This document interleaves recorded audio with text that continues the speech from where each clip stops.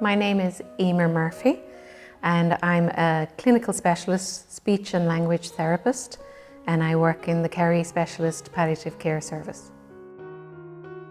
We have an inpatient unit and an outpatient unit. Our inpatient unit is 15 beds. It was only built very recently in 2018. And then we have an outpatient service, and we also have a home care service.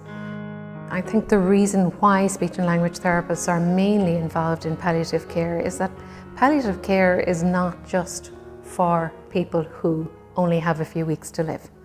We work with people who have severe progressive disorders.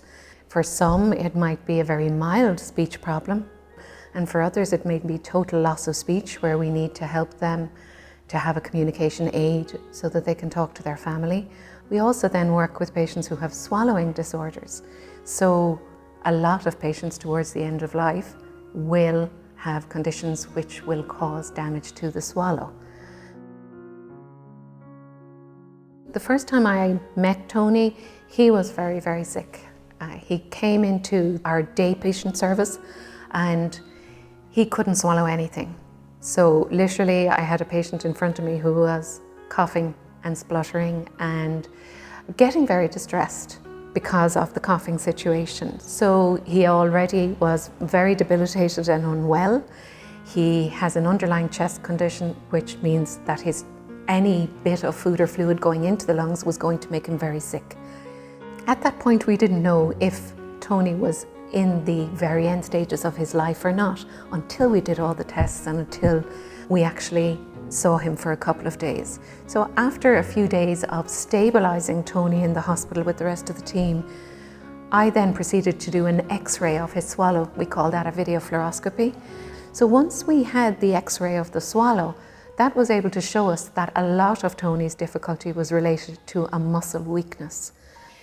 So then we were able to put in place a plan for him of rehabilitation of those muscles, but bearing in mind that Tony was also still very weak.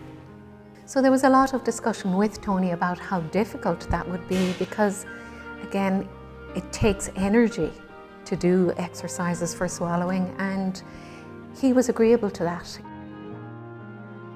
I was able to say, okay, from now on, I'm going to be your coach. I'm going to be there to help you with this, advise you on what exercises will help your swallow.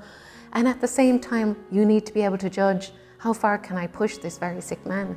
But gradually he's climbed that mountain, and now he's able to have his spuds and salmon, his pint of Guinness, but he is very happy with where he's gotten to now. I think people need to know, first of all, that palliative care is not just about dying, that it's about living well, and it's about knowing that there's a team that can help you psychologically. Like in Tony's case, it's not just Tony we helped, it was also supporting his wife. Palliative care team looks at the bigger picture. What more can I say about palliative care? Going the extra mile. Yeah, I think they do.